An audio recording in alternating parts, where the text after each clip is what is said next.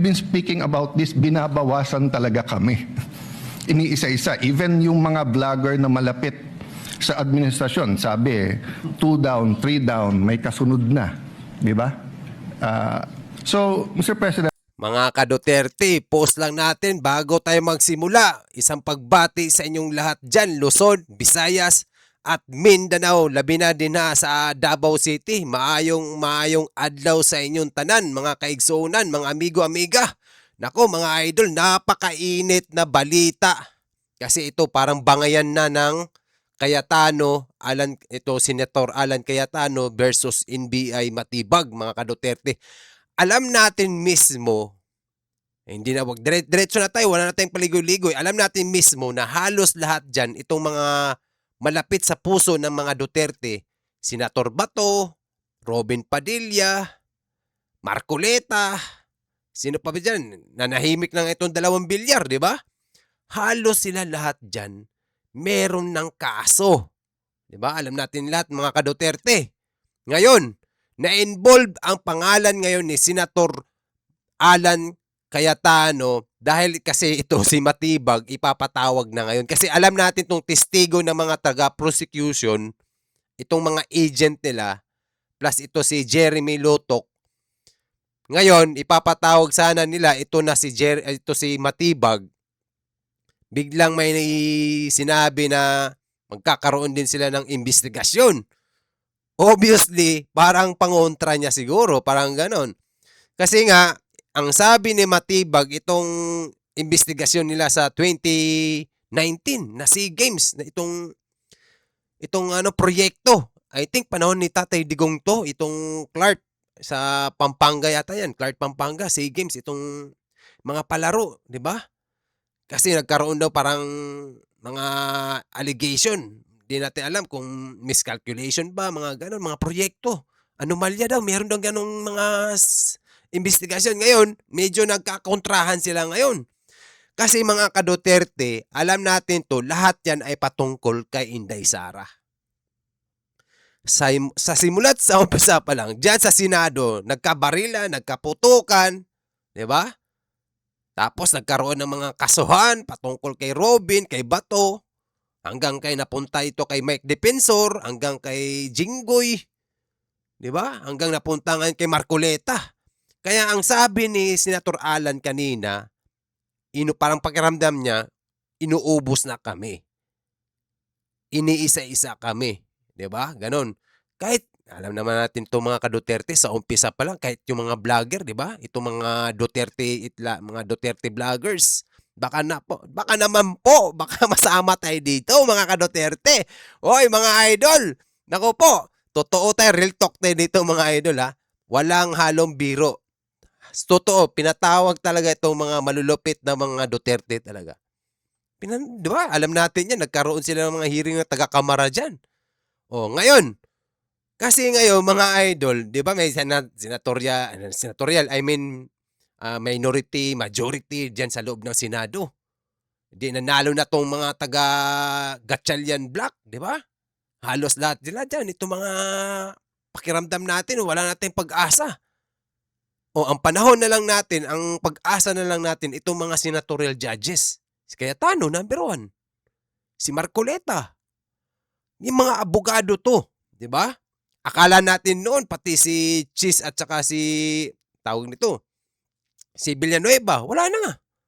Nandun na sila kay Gatchalian, lumipat. Kaya nga nito, pakiramdam natin lahat mga ka-Duterte, parang may silent na parang patago na hindi natin alam, parang itong mga malalapit sa puso ng mga Duterte. Kasi lahat ito mga ka-Duterte ay patungkol kay Inday Sara. Kay Inday Sara talaga yan. Isa lang talaga ang gusto nilang, kumbaga, mangyari. Mawala nila sa landas. Kasi balakid sa atin, o sa kanila, ay sa atin, balakid sa kanila, itong pagdating ng 2028, alam natin to na si Inday Sara ay napakasulid. Siyempre, nag-uunahan yan sila ngayon kung sino lang gusto nila pabagsakin ng Duterte. O, kahit anong gawin nila, ang taong bayan talaga, hindi naman tayo mangmang na eh. O, kaya ngayon, ito si Senator Alan Cayetano, parang naglabas din ng sama ng loob. Oh, 'di ba? Ngayon panoorin natin tong salaysay ni Senator Alan Cayetano mga ka-Duterte bago tayo mag-react. Okay? Ano natin, i-rewind natin. He could have not announced it and investigated. Imbestigahan mo, tingin mo may mali, imbestigahan mo. But it is unfair to me and unfair to the court that kung kailan siya patatawag siya sa Monday, intimidate mo ako, hindi kita tatanungin sa Monday dahil mag-a-announce ka na iimbestigahan mo. Oh, pause lang natin. Obviously, di mga ka-Duterte, di ba? Sabi natin, sa umpisa pa lang, kasi nga itong mga NBI agent, kasi dugtong-dugtong yan eh. Ito kasing video na tinatalakay nila about kay Inday Sara, itong pagbabanta daw ni Inday. Kasi alam naman ang sinabi ni Inday kasi pag mamatay ako kunwari ako si Inday Sara, anuhin mo rin tong tatlo na to. Parang ganon. Ibig sabihin may threat si Inday, kaya nagawa niya mag-threat, parang ganon. 'Di ba? Ngayon pinatawag na to si Matibag. Ngayon may gusto rin siya si Matibag, ang gusto rin mangyari, meron din siyang investigasyon na gawin pangontra. Ay nako mga ka-Duterte, ganon. Obvious na obvious. Kaya si Alan, di ba, sabi, ano to? Porket papatawag ka namin sa Lunes? Ay, nako mo. Kaya si Cayetano, naglabas ng loob dito, mga idol.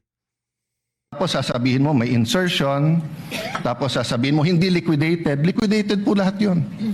So, let me talk of unfairness. Hindi ba unfair? Kung ako, babalik rin ko, sasabihin ko, inimbestigahan ko na rin kahapon eh. Ang sabi sa akin, mainit ang ulo ni Director Matibag kasi may contractor na daw yung binigay na lupa para sa NBI at gusto niya sarili niyang contractor. Would that be fair to him? No. It would be a marites accusation. So that's the same thing he announced yesterday. A marites accusation towards me that affects this court because I am now a senator judge. So I hope this is the last time. Alam mga idol, post lang natin ha.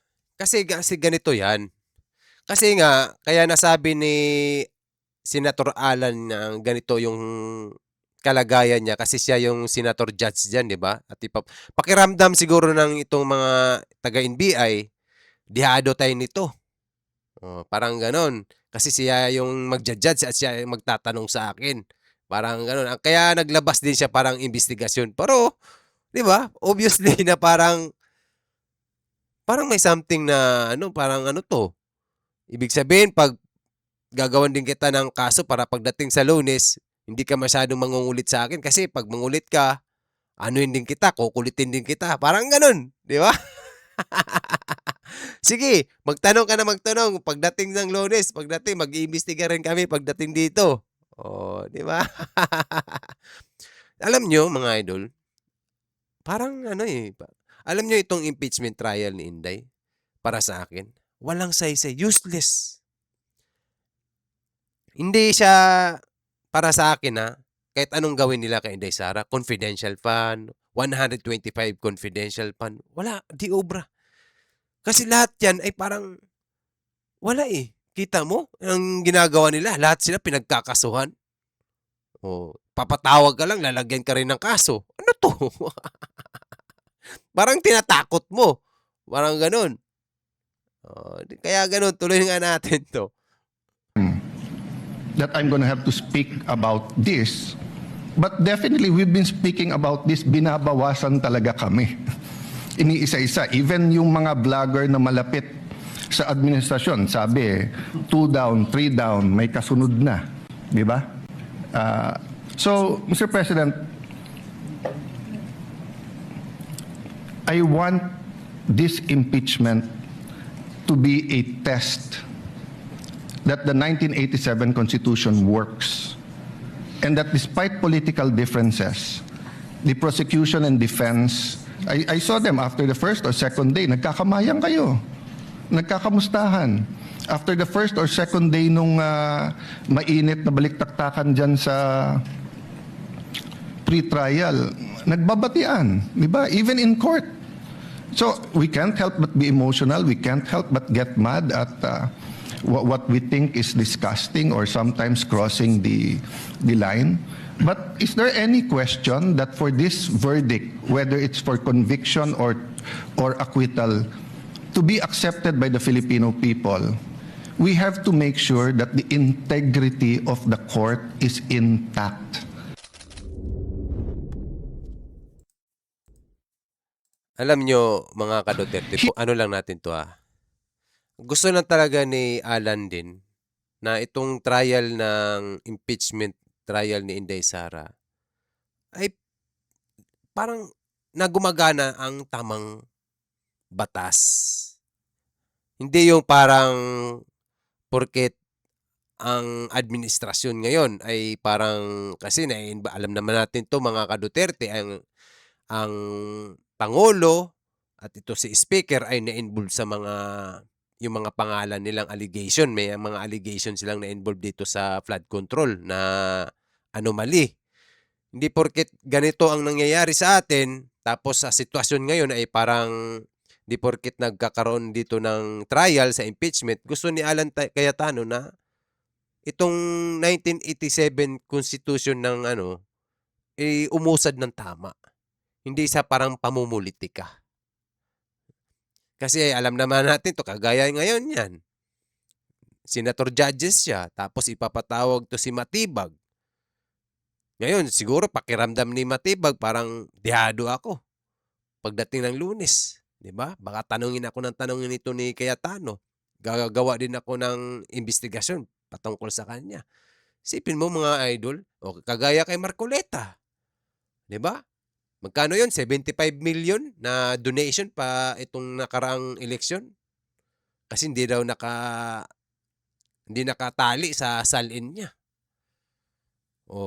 Ngayon, andun na si Marcoleta. Jingo Estrada, ganun din, allegation. Sumuko. Pero itong mga nangyaring korupsyon, di ba? Anong sabi ni Kong Mike Defensor kanina? Pero itong mga taong na-involve, na nakawan, parang ganon, nakawala na. Tapos binanggit niya ito si Saldico at saka si Romualdez. Bakit walang nangyari? Bakit walang investigasyon patungkol sa kanila? Bakit ayaw pawiin dito si Saldico? Di ba naglabas na si Saldico ng statement? Wala na dito sa Pilipinas, nasa ibang bansa na. Obviously. Bakit ganun? Until now, nandyan pa rin sila. Sinong binanggit ni Saldico? Ang Pangulo. Speaker. Di ba? Naghahatid ng maleta. Pera-pera ng bayan. Itong nangyayaring pera ng bayan, itong mga budget. Na pati nga sa PhilHealth. Di ba? Kaya ang hirap mga ka-Duterte. Kasi ito si Alan Cayetano, Marcoleta, Robin Padilla, buti nga si Bongo tahimik ngayon eh. Tama. Nanahimik na lang si Bongo. Ang nakikita ko ngayon kay Bongo, puro post na lang siya, puro tulong. Pagdating dito sa Senado, medyo ilag na siya kasi siguro pakiramdam niya parang iniisa-isa nga sila. Parang paubos. Alam naman natin si Bongo ay malapit kay Tatay Digong. Lalo-lalo na kay Inday Sara. Diba? Ngayon mga ka-Duterte, itong patungkol kay Senator Alan Cayetano, nag-react ito kasi si Matibag. Panoorin natin tong I think salaysay ni Matibag. Ito mga idol Panoorin natin to. Sabi dito, NBI Director kasi ito Matibag, hindi raw nakikipagbangayan. Hindi siya nakikipagbangayan kay Senator Alan Cayetano. Kasi ito mga ka-Duterte, itong sa SEA Games Sports Complex, siguro daw, nagkataon na na-involve yung pangalan niya, parang ganun na lang. Panoorin natin sa laysay niya dito mga idol. Kasi medyo, kaya ikaw, sino ba tong ipapatawag sa tapos biglang may ganitong investigasyon, di ba? Panoorin natin. Una-una, hindi naman ako nakikipagbangayan sa kanya. I'm always respectful to everybody, especially to the member of the Senate. It so happened siguro na siya involved dito, no? Sir, how can, of course, baka lang makulayan na naman ang politika kasi, syempre, kahit hindi kayo parang So, how can the public be assured na this will be an part of Hindi the na- investigation? Unang-una, hindi naman ako nakikipagbangayan sa kanya. I'm always respectful to everybody, especially to the member of the Senate. It so happened siguro na siya involved dito, no? At tayo naman, ang record naman ng NBI, we'll always go where the evidence will lead us, kung ano yung batas, kung ano yung proseso, no? So, kung sa kailangan natin siyang tanungin, we will respectfully ask him. Post ko lang mga idol, wait lang Sa bagay, konti na lang matatapos na tong ano niya eh. Alam nyo mga idol, isipin nyo kung kailan ipapatawag siya sa Senado dahil sa impeachment trial, siyempre, di ba? Ngayon, maglalabas siya ng ganitong investigasyon. Ano sa palagay nyo? Ano sa tingin nyo? Parang ano to? Parang, kaya nga pakiramdam ni Cayetano kanina, parang inuubos sila. Di ba parang tinatakot mo yung tao? Di porkit, alam naman kasi natin mga ka-Duterte, ay si Alan Cayetano, pag magtanong yan, kasi alam niya, batas, abogado siya, alam niya yung kalakaran pagdating dyan. At saka ang hirap dito mga idol, ito ay panahon ni Digong, ni Tatay Digong itong. That time, itong SEA Games, napaka-proud nating lahat dyan. Nagbunyag tayo dyan, nagkamay-kamay tayo dyan kasi kahit nga si Tatay Digong, nung opening pa lang ng SEA Games, pumunta sa dyan. Pati yung, I think, Prime Minister ng Malaysia ba yun? Itong, close ni Tatay Digong yan eh. I think Malaysia yun. Parang Muslim, Asian din. Ngayon, magkasama sila ni Tatay Digong. Kasi nga, nagkakaroon daw parang mali, itong mga proyekto dyan. Naku po. Grabe, halongkatin nyo na lahat. Halongkatin nyo lahat. Iyan, mapupunta na naman yan sa Duterte. Kasi alam niyan, part ng Duterte itong build, itong sports complex na yan. Diyan sa Clark, Pampanga. Ito bago yan, pati sports village dyan, di ba? Napakaganda. Napakaswerte nung panahon ni Tatay Digong itong mga atleta. Napakaswerte. Kaya nga pati mga player, proud na proud sila. Libre lahat.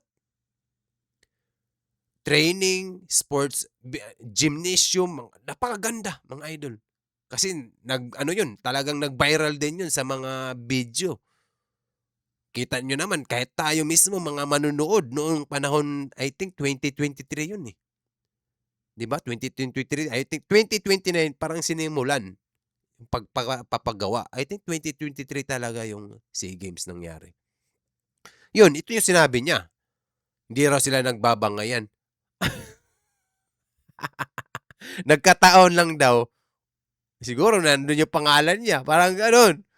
Ay, naku po. Tuloy mo nga natin to para malaman natin kung ano yung ending ng sinabi niya.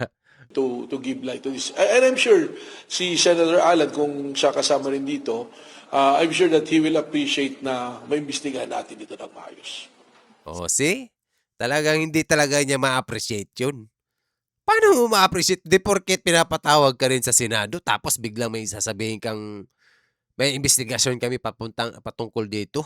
Anong klase naman yun, mga idol? Napakahirap gumalaw ngayon. Kaya nga sabi ni Baste hindi mo maiintindihan ang admin ngayon. Di ba?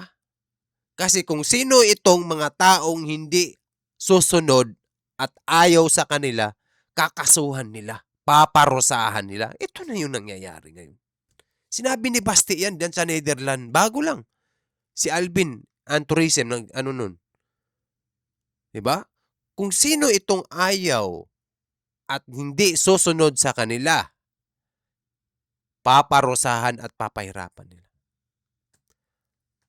Ganon ang sistema noon, panahon ni Ferdinand. Ganon naman, di ba?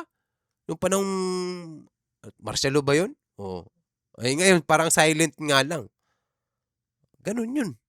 Kaya marami dyan, mga congressman, kita mo si Goma. Di ba? Baka Duterte yun, pero bakit ngayon? Bigla ka na lang, di ba? Kita mo ito sa taga Cebu, si Go Pam. Ganon din yung si Pam. Duterte din yun, pero bakit yun? Dikit-dikit dito sa mga taga admin ngayon. Sino pa? Marami dyan na mga Duterte, dikit-dikit dito sa mga admin ngayon. Takot sila eh. Di ba si Goma muntik nang may kaso? O biglang nanahimik yung kaso ni Goma kasi dumikit siya. Si Chis, ganun din yun ah. Kailangan mong bumaliktad. O, absuelto ang kaso. Grabe mga ka-Duterte. Kawawa si Inday Sara mga idol. At hindi tayo papayag. Hindi talaga tayo papayag. Magkaanuhan na lahat. Kita nyo mga idol oh. Si Chis, si Villanueva. Andun na kagatsyal yan. Wala, safe. Marcoleta, Jinggoy. O sino pa? Si Kong Mike. Kasi sa 18 Marines siya. Siya itong naglakas loob dyan. Siya nang back up sa itong mga 18 Marines. May kaso. Lahat. Tama ang sinabi ni Basti. Kung sino tong ayaw at hindi susunod sa kanila, paparusahan. Kaso ang abutin mo. Ganito ang obviously mga idol, imposible namang hindi nyo alam yan. Ano hindi naman tayo mangmang dito? Ito na yung mga nangyayari. O basahin nyo na. Hindi natin mababasa pero masisense natin yan kung anong nangyayari. Imposible hindi nyo alam yan. O ngayon, gawa na nga may parang something na bangayan dito kasi alam natin dyan sa Senado may isang Cayetano dyan. Itong kapatid na babae na si Pia. Hindi mapigilan na mag-react siya ngayon kasi pakiramdam ni Pia parang takutan na to. Parang ganon. Pakiramdam mo parang natatakot ba kami? Parang ganon. Nagsalita dito si Pia Cayetano mga ka-Duterte. Panoorin natin tong sinabi ni Pia. Okay? Ito mga idol, wait lang ha.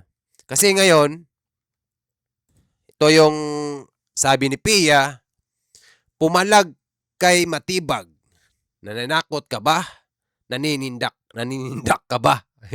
Ano ni Pia ngayon? Matapang din to eh. Oh, 'di ba? Mas matapang pa nga to. Iba ang babae pag nagalit mga ka-Duterte ha. Kaya panoorin natin to si Pia. Nanakot yun, then I don't know what is. Kung hindi paninindak yun, then I don't know what is. Hindi tayo sensitive. Sanay tayo dito. Pero alam din natin kung pinapatamaan tayo, di ba? Alam natin yun. Hindi tayo tanga. Correct. But clearly, from the statements of Director Matibag, malaki daw kaso to. Naimbestigahan na niya? Alam niya ng malaking kaso? Paano niya nalaman? So, sa akin lang, Mr. Presiding Officer, simple lang eh. What was the intention here? To distract the minority floor leader, who is one of only two lawyers right now, because our other lawyer was already carted off somewhere. So, dalawa lang kami. So, you wanna distract him. So, ako na lang ang tatayo dito. Hindi na siya makakapag-aral. Yung Pause lang natin mga. Yung tinutukoy ni Pia na attorney ba si Marcoleta nandun na sa loob. Yun yung tinutukoy niya. Kasi abogado rin to eh. Yung ibang abogado kasi si Chis dapat yun nandyan. Si Chis naging ano eh, proceeding officer eh. Nandyan siya kay Gatchalian sa tabi niya. Kaya gito wala. Dalawa na lang silang abogado dyan sa malapit na mga puso ng Duterte. Yung dalawang bilyar, tahimik lang yun. Back up lang. Nandyan naman si Aimee. Si Aimee nga, mas malala yan. Mas bulgar yan magsalita dun sa kapatid niya. Diba? Itong admin ngayon ay bangag. Diba? Walang kaso. Walang kumakaso kay Aimee. Pero pag magsalita ka ng mga hindi ka lang susunod, mas malala kung tutusin, si Aimee parang mas nakakatakot pa nga yung mga sinasabi ni Aimee Marcos. Pero walang kaso. Pero bakit itong mga ibang dyan? Diba? Kaya nga si Pia, yung mga ibang lawyer, wala na. Nandun na si Marcoleta yung tinutukoy niya. intention, because it is clearly the intention. The fact that he has to stand up, the fact that I have to stand up, the fact that Senator Robin has to stand up, he is distracting us from our job. As Senator Alan said, he could do it quietly. Go ahead. Anong purpose niya? Nagyayabang siya? What's the purpose? Is he trying to intimidate us not to ask him tough questions? when he is our resource person next week? I do not know. But those, Parang ang mangyayari kasi yan mga idol, post lang natin ha. Kasi sa Lunes, next week, pupunta si Matibag. Kaya nga sabi niya, baka tatanungin siya ng mga matitikas na tanong. Mga ganon. Kaya parang natatakot ka ba? Kaya gusto mo magkaroon ka rin ng sarili mong investigasyon? Kasi dalawa lang silang abogado ang tinutukoy niya. Dalawa na lang kami ditong abogado. Kita niyo mga ito yung pagkakaiba ng abogado na senador at hindi abogado. Kaya next time, tayong taong bayan, pag bumoto tayo, dapat, kahit hindi naman abogado, so totoo lang may background na political. Nag-aral siya ng politics o ano pa ba dyan. Hindi yung parang ano lang. Si Soto, nagsabi ng, Soto, sino ba yung nagsabi kanina nga, I think si ano yata, oo nga, na nabibihay na raw siya. Hindi siya I think si Soto nga. Mula Apari hanggang Hulo. Hindi na raw niya masabayan yung trial. Oo. Yun ang malaking pagkakaiba. Paano mga idol? Kahit tayo mismo, kahit tayo mga ordinaryong tao, hirap na hirap nga tayo intindihin yung mga sinasabi nila. Kasi yung mga language na sinasabi nila, masyadong malalalim kasi about mga abogado lang nakakaalam. 'Di ba? Yung iba, something na makakatch up natin. Parang yung madali lang pag tinagalog mo. Pero pag dinaanan mo na parang English lahat, kasi English pa naman yung mga sinasabi nila pag nagkakaroon sila ng mga cross-examination. Di ba? Nagtatanungan sila both sides, defense and prosecution. English. Tagalog, minsan. Halos lahat English. Ang hirap intindihan, ha? Oh. Kaya maraming senador dyan, nga lang talaga. Hindi mo masabayan. Ay, tuloy natin to. statements, those actions are not acceptable, possibly contemptible. So I ask the presiding officer and you, my dear colleagues, let's think about this clearly. I will stop now.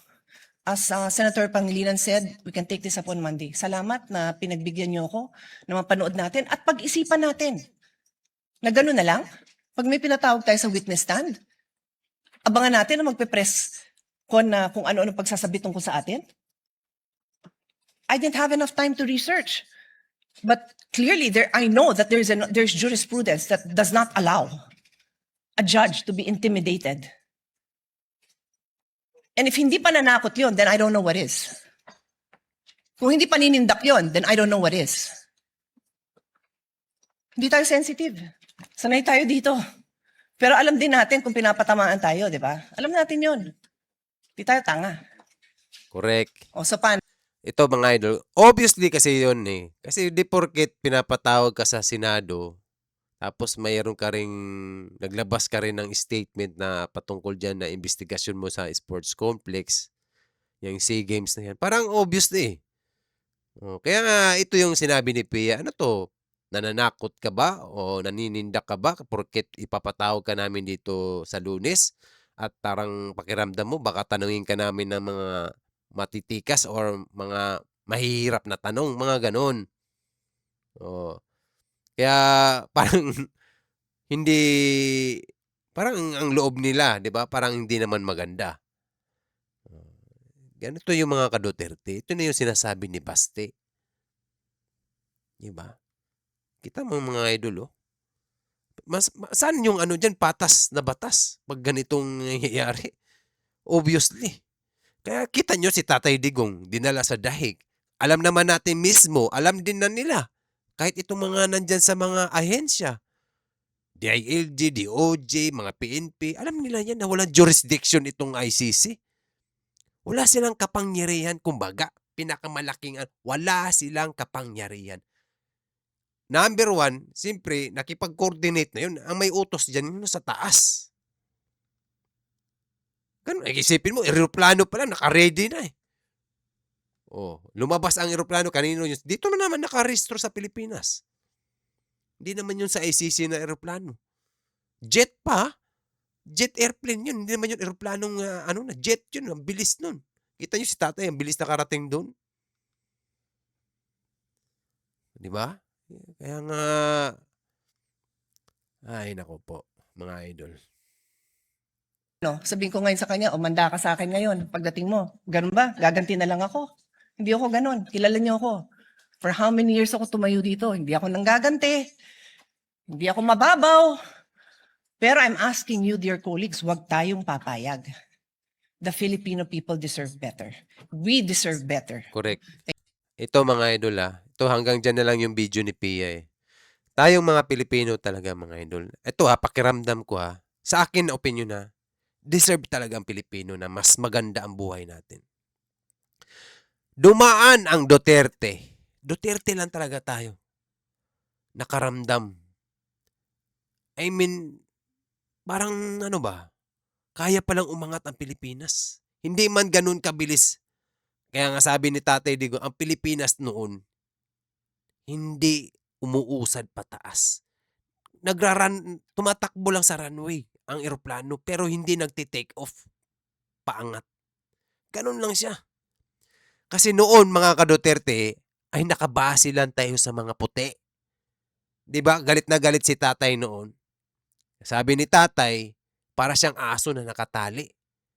Bibigyan kita ng tinapay o pagkain o sumunod ka sa akin. Pag ayaw mo, wala kang ayuda, kumbaga, wala kang mapapala sa amin. Kaya ang ginawa ni Tatay Digong, nakipagkaibigan siya sa ibang bansa. 'Di ba? Hindi porkit nakipagkaibigan ka sa China, pro-China ka na. 'Di ba? Ano nangyari ngayon? Sa panahon ngayon, 'di ba? Ang China ang mabilis nating malapitan. O sabihin na pro-China. Yung nangyari diyan sa Scarborough Show, panahon pa yan ng mga dilawan. Kay Pinoy pa. Si Trillanes tanungin nyo. Tinanong na nga siya ni Enrile. Namatay na lang si Enrile. Wala. 16 times siya pabalik-balik sa China. Hindi niya masagot. Sabi niya ang may karapatan, ang Malacanang daw siya, sa taas daw siya magre-report. Hindi raw siya sa Senado magre-report. That time, I think si Enrile ang Senate President o parang siya doon? Senate Tempore, parang gano'n siya doon, Vice President sa parang siya doon, mayroon siyang katungkulan, 'di ba? Matalino si Enrile. Matagal na 'yan, noong panahon pang Marcos pa 'yan, senator na talaga siya diyan. Kaya itong nangyayari sa atin mga idol, deserve talaga ang Pilipinas na mas better. Hindi man mabilis, 'di ba? Kita nyo. O Baywalk, itong Ruas Boulevard, pinaayos ng Duterte. Alam natin lahat dyan, ilang presidenteng dumaan, walang may lakas dyan. Kahit lantaran na yung basura at amoy. Araw-araw, dumaan. I think 12 years yata ako sa Pilipinas, nasa ibang bansa kasi ako ngayon. I think 12 years yata ako dyan sa Maynila. Pag dumaan ka lang dyan, lalo na paghabagat, mga ganon, mataas ang tubig, siyempre, ang mga basura nasa gilid, naku po, maalinsangan mga dude. Talaga maalinsangan. Siguro nakarating kay Tatay Digong ang amoy. Kaya sabi niya, linisin ko na lang to. Bakit di walang magtsatsagang maglinis? Di ba? Boracay, ganun din. Iniisa-isa nila, kaya pala Pero grabe ang katakot-takot ang natanggap na batikos ni Digong dyan. Kasi, alam mo niyo mga idol, ayaw nila na ang Duterte na tatatak na naman sa mga taong bayan ang mga ligasiya niya. Kasi hindi yan mabubura. Gagaya niyan. Paano mabubura na ang Dolomite Beach pala pwede palang gawing parang island? Di ba? O hindi maiwasan may bagyo. Kahit paano.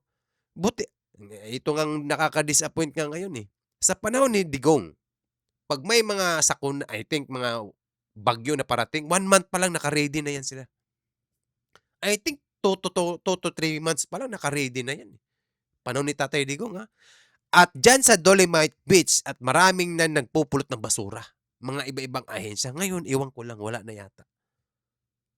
Sana wag nilang pabayaan yan.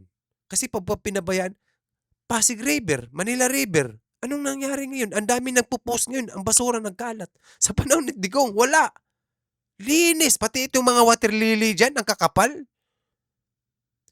Matagal ako dyan, yung Guadalupe na yan, tulay na yan. Dyan, Marikina yan, Parugtong, Pasig.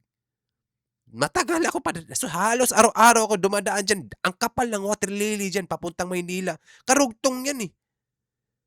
Sumasakay ako dyan, yung boat dyan, papuntang sa Guadalupe, ilalim. Di ba may bangka dyan na, hindi naman bangka, boat. Maliit lang, pero magbabayad ka, papuntang shortcut, papuntang Maynila. Kasi may pinupuntahan ako dyan sa Mapua, sa Intramuros. Kabisado ko dyan, ang baho dyan, mga idol, ang kapal ng water lily. Sa panahon ni Digong, tinanggal niya na asos, lahat na kinabang. Lahat na kinabang. Tapos dinala na lang nila sa dahig dahil sa war on drugs. Sinong nakinabang sa war on drugs? Si Digong? Pamilya Duterte? Hindi. Ngayon, yung allegation nila ngayon kay Inday Sara, itong video, bakit naglabas ng statement si Inday, video si Inday na ngayon? Galit siya. Di ba? Sinong isipin mo kung nagbanta siya, no gusto talaga anuhin niya yung isang tao, ay yung tao na yun, yung tatlong tao na yun, hindi siya magsasabi ng ganun. Pwede naman yung hindi siya magla-live-live eh. Kung may talaga siya, intention talaga ha. Kaya intention talaga niyang anuhin niya yon. Hindi na niya kailangan i-live-live pa, broadcast pa. Di ba? Ibig sabihin, may threat sa kanya kay Inday Sara. May nakarating sa kanya. Siyempre, may mga intelligence siya, kaya nga meron siyang confidential fund eh. Doon ginagamit yan, itong mga intelligence fund. Di ba? Kaya ganito yung nangyayari sa atin mga. Ito yung update na balita. Kaya ito, next week, kasi ipapatawag nga ito si Matibag. We'll see kung anong mangyayari ngayon. Kagaya sa mga lumalabas na mga testigo nila, sablay-sablay yung mga script nila. Mali-mali yung nakasulat. Paano natin yan sasabihin nila ngayon? Baka kasi admin ang ngayon, tapos pagdating dyan sa trial, kaya babawasan nila itong mga maka-Duterte talaga. Malapit sa Duterte. Alam naman natin lahat, si Cayetano ay maka-Duterte talaga yan. Mga idol, ang masasabi ko lang talaga, no? Kaya sa susunod, mahirap eh. Kaya binuto lang talaga natin tong Marcos nito dahil sa Duterte. Wala namang iba. Pero nakaka-disappoint. Ginawa na lahat ng Duterte, pati papa nila, tatay nila, nilibing sa dapat tapos ganito pa. Ginawa nila. Grabe, no? Di sila naawa kay Tatay Digong. Presidente ng Pilipinas. Buwis buhay ang ginawa. Ang ibig kong sabihin, mga general, politiko, hindi basta-basta mga politikong binangga, itong mga drug lord sa loob ng bilibid, alam natin lahat dyan na maraming mga protector. Pero ang ginawa nila ng Duterte, grabe. Bato, ganun din. Buwis buhay. Sino yung taga dating dyan sa Muntinlupa, itong nagbabantay, di ba wala na ngayon sino ngayon? Wala, tinanggal din siya. Parang nagtatago rin siya kasi may parang may pakiramdam, may threat. Yan si Harry Roque, ganun din yan. Di ba? Parang pakiramdam niya, aanuhin siya. Kasi matalino yan si Roque. Kaya dito mga idol, kaya nga sabi ni Alan, parang inuubos kami. Iniisa-isa kami. Abangan na lang natin. Kaya nga mga idol, no, sabi ni Senador Rodante Marcoleta, ito na yung last chance natin. Huwag tayo kukurap. Subaybayan natin to. Itong trial ng impeachment kay Inday.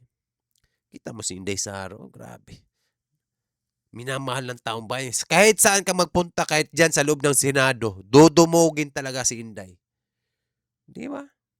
Ibang tao dyan, iwan ko lang. Naku po, respect. Takot na lang kasi alam naman takot lang sila. Kasi grabe, kaso abutin mo eh. Kawawa tayo dito mga Pilipino. Itong nangyayari sa kanila, ang daming crisis ngayon. Gutom ang taong bayan, daming problema. Naku po. Dadaanin ka lang sa ayuda-ayuda para kumalma ka. Walang mangyayari. Walang mangyayari sa bayan natin, tayong mga Pilipino. Kawawa. PGH, di ba? Sus, grabe. Ito nangyayaring corruption, tinanggal nila yung PAAC, itong ginawa ni Tatay Digong na Presidential Anti-Corruption and Commission.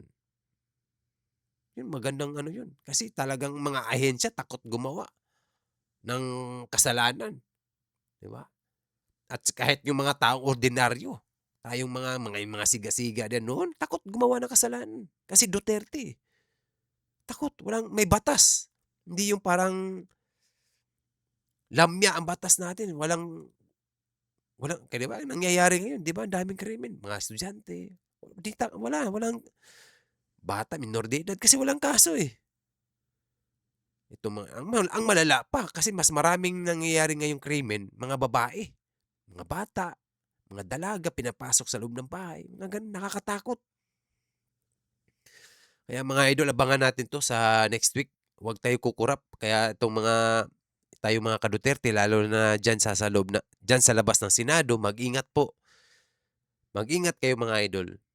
Ay hindi natin alam ang mangyayari. Kaya sabi ni Inday, God save the Philippines talaga. We'll see anong mangyayari mga idol. Basta laban lang. Mananaig pa rin ang kabutihan sa ating bansa. At hindi naman tayo pababayaan ng naitaas. Si Lord, si God, si Allah, hindi tayo pababayaan. Mabait at maganda ang Pilipinas. Kaya maraming salamat mga ka-Duterte Sulid. Thank you sa inyong mga suporta. Kaya abangan natin sa susunod. Okay, maraming salamat. See you and goodbye. Maraming salamat sa mga nag-follow at nag-subscribe sa atin mga video. Thank you. Abangan nyo sa susunod. Maraming salamat. Ingat kayo mga idol. Bye-bye.